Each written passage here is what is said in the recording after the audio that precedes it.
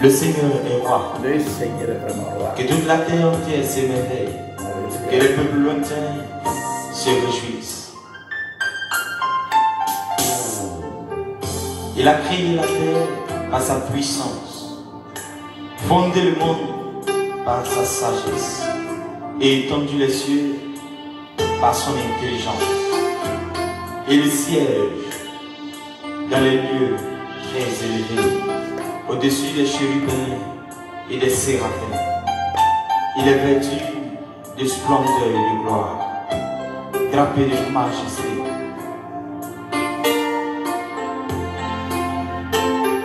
Et si Dieu veille sur moi, de même il veille sur toi. Il veille sur moi, l'Éternel des armées. Je n'ai plus peur, car celui qui veille sur moi s'appelle Papa Yahvé. Il veille sur moi. Il veille sur nous. L'Éternel, oh mes armées. C'est lui l'Éternel des armées. Je n'ai plus peur. Quand il veille sur toi, mon frère et ma soeur, Celui qui veille sur moi s'appelle rien à redouter. Oh, il Mais il y a l'étape comme là. Nous vignes mucho. Mais de la gavona n'est que elle a besoin de se catato. Il y a un passé à Gamalou. Mais gavon que. car celui qui veille sur moi s'appelle Papa. Elle avait un message qu'elle est une comme là. Il y a un peu de Jésus-Christ. D'autres monsieur Kata de Asinalou. Alléluia. Je n'ai plus peur. Tu n'as pas le droit d'avoir la peur de quoi que ce soit dans ta vie. Oh, il veille. Car il veille sur toi. Il veille sur nous. Car il a versé son sang précieux pour nous sauver. Et pourquoi pas? Car celui qui veille sur moi, Il veille sur nous. Son nom est Jésus-Christ. C'est lui qui veille sur nous. Mais si quelqu'un t'a convaincu en fait, ma voma, c'est autant monsieur Katanara. Jésus-Christ est pour là. Alléluia. Yula, fait Jantala est là. J'ai les déclos t'a convaincu. Et Gaponaya, mais Gabon, non vigné. Et là-bas, mais si quelqu'un est plus tactola, il est pour toi, oh, Jésus-Christ, après ton gamin, après gamin, elle est à Benaïto, et il se sert de quoi, et il est pas au tas. Mais Glono, les gars, vous pouvez venir. Mais les gars, vous savez, les mauvais gars là, Maule tampon, après toi Jésus-Christ, quand monsieur Kata, que les typos nous tombent, fait d'Asinala, elle est tampon, et il est tampli, et il y a le Wonyabopon, pour qui c'est Ekbeko, mais n'a pas le cahier pas mettre ta popo sous la bolle avec qui, tu n'as pas avec qui. Alléluia. Et il y a ta mégavon au vignier. Mais il y a ta veille coincée. Mais Jésus était pas benakoa. Que non, elle est des popo brimo. Mais des démons non. À quoi assurance? Alors à quoi kakaredi? Le wo a besoin là. N'ayez pas le Christ, Yesu, amenyatebala. Que ouenye ejirula nenema. Alléluia. Et yata me dit non vigne megavo. Alléluia. Et raya le bokobeli. Maoule Christo le yenye miata kolala. Alléluia. Dans vie au roi nenema. Elle est à peau. Alléluia. David d'accord. Les capopouillamés. Et il me dit, ben, il est plus là. l'adorer. Mia suboe gapopo yame. Venez l'adorer. Mia suboe akafui. Venez. Le penu kunu dosio ole wonami esia yi besia gbeta. Il est le roi. Et il est fier au différent. Et il y a taillé les capos de quoi et je à Souboé. Et il y a ta vami Souboé. Vami de l'éti. Vami à Kafoui. Kafou. Il est gêné à ma fier. Novio. Mino a semia. Mino a besoin à sema. Me dit ma tonya, dit ma tono bana. Non. Et tout dit na benya c'est siècle. N'ayez-pas le tout dit na benya c'est siècle là. Alors il y a new sem de siècle. Et alors à comme ne dit de siècle. Et à la comme de dit de siècle. Et à la comme on peut dire que de siècle les agbezaume. Et il y a ta cabo pour y aller. Il y a comme me dit me akudo mi akafu maure du. Et il y a suboé. Il y a tout le monde là bas kaku ejena kafu. Et il y a les kaku ejena kafu. Alléluia. Et il y a ta famille kafu du. Famille kafu. Les peu kokonye galame. Joa bene ne la kafu. Blé de cola simone. Et la tombe bune. Et la veille que to quoi meta. Les blibo de demain. Maoué comme soplo, yéye mousse kataton. Alléluia. Oh! Il est le roi. Et il est fiala. Et fiao dit fiao yala. Alléluia. Mais dis-moi au tore que le Christ n'a senti, n'a serré de crume. Les mêmes mébélés. Maoué. Maou Kenya. Apeton. Dis apeton yari. Apeton que me ga sokudio. Dernier me ya travaillé et trop timé. Et tout le monde va dessiner yama les plus potents là. Non bien. Et à la peau à la on te la serre le documents. Balaye, mais il y a dans les documents que le maou nous se cataton pour porter à son et il y a la tombe de l'égilo, et il y a la tombe Simolo, et il y a la famille Simoé. Mais Dieu m'a tout pour aller tout à pour Yaman. Les Yesu vont comme. Alléluia. Il y a tout pour aller tout. Alléluia. Il est le roi. Alléluia. Il y a tout pour aller. Mais Dieu m'a combien de pour aller pour Yaman. Mais Dieu m'a tout pour aller. Mais il y a un mousse de malade pour après toi, Jésus Christ, un mousse qui est mieux, qui est mieux. Bon, coq, il peut mousser. Et il y a me dit, mais à coup de mien ou de calette. Et il y a tout, mais là, pour les togo de catata. Les deux pépés, les bon, coq, les cassis, togo vionti, les cassis togo frère, et dit, me vieux catan.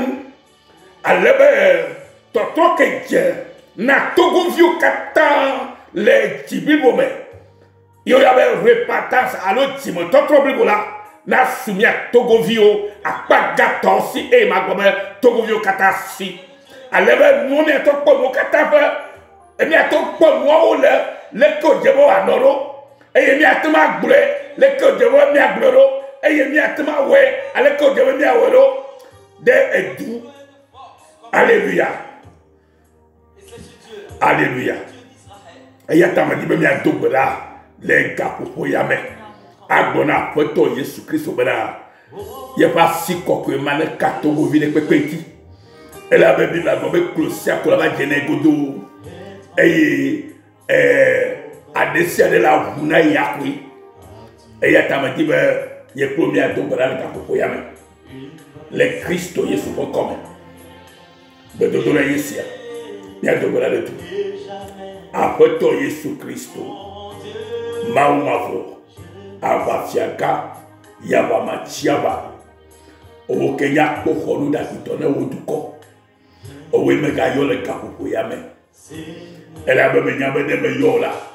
etonanam esiai eyatai meto opportunité ya malo ya jibe magayoke o sikendo ato o dola pegbe twa de le mene esiai la o dola le kume le gbedom la de no vinyo kata ko ye togo vi pe jiji me vi kata ta le anigba le pepeji le Yesu Kristo pon come eye me biacho mau abafia gabo me biacho mau muse kata tobo me biacho bogboko ko musiame bena na kasi no vinyo de siane mtina le gapo yame la anigba le pepeji ole togo anigba ji ole Afrika ban to molo eye le yomo de pa buo mo volo me na kasi otina le Yesu pon come kasi no vinyo sur le togo vio le osela ni baji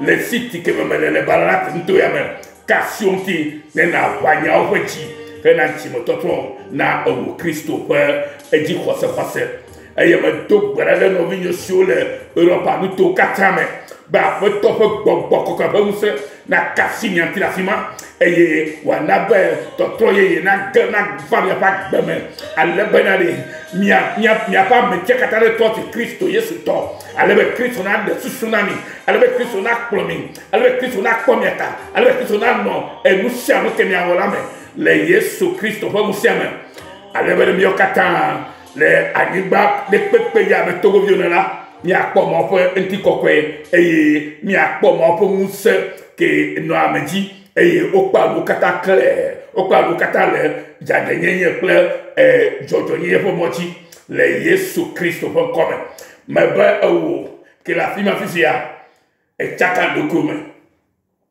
eye le kona me to di eye le gbogbo o le ke ya wodo no bien me ga gbogbo le ke ya wodo ela be o ya matema wele ke wa chebe na wedo bo me dibe na kare mtu bileji hallelujah mtu besi keji mekalo mtu bisi yom mtu binu ke de kapo ko to musio kata dasina ye koye Yesu Kristo eya mu me dibe o hana dondo eya me dibe na to wagbena e na kobeli le adaba popo e de cave eto va de miti de cave etome va de gapopo de cave etome la a pon cyclage la bomada mais de kuku ba ye to yi musia bon mais le musia mais elle avait Yesu to yi musia e mi amesio yo la mi le musia e ya tane be musia ke mi le mi gbolonya le gbogbo pe so le lula wa e foto se ka ta ba bia be na ho iseko le na pole kai a foto po musia ba dorora e ta go le adama popo de cave tome le emiti de cave tome e le capopo de cave tome ala ponde ala pomo po de silemu ala pole ke cho wa do a jesie a monsieur kata ho yiselalo ba on no plus ye me yabe ala pon kununa la agbo ma fifilae ala pon kunuma le agbo ma fifilae na ye ba hwese ba be yin le musia dudu berida o afeto to fo gbogbo kokuya ye le mu fo musia dudu gere bo eyata nefe le na gbogbo ko afeto o la gbo na ye ba lo fifilae bo be afeto Yesu me di be ma po me di be ma keremu me di be ma cho nya gbe bi bo kata na o eyata ho nya gbe a ne na po anye agbe afe enka etometinam apoto Yesu nye nya gbe fetometi da se apoto Yesu na nye wa gbe fetometi no binya eye be Yesu nye wa gbe fetometi li hallelujah me ala po de sinele wa gbe fifilai enya sikela le mau ocho denu nam le kapopo ya me cho di dawema le Yesu Kristo pon kwame ta apoto na iplio apoto na irao alebena jo egbejia to tro to here na jela gbo amela o pastor ya di nous ka ya poko mo nous ka la gbe ne o nous ka yenye nous ga ke ma wo ne o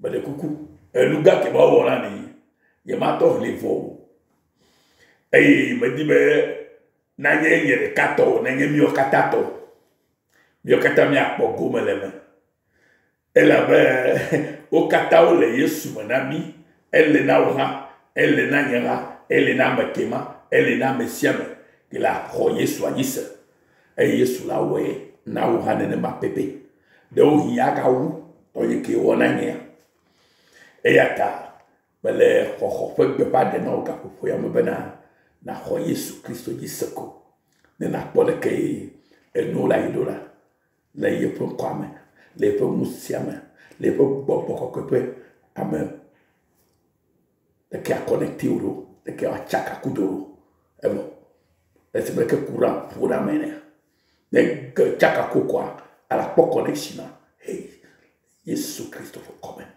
thank you Jesus akbana Yesu ba ese ayo wachi no vio Yesu yo oira maulolo avoir dit la poto Christ Yesu to true forgiveness mission ye pe baba e pe e de baba no le aussi la imagi na to go kata le to le pepe ma on est dans premier et bien il doit dire le Yesu Christ encore amen et dit ma ko on ma gloire et Isarelo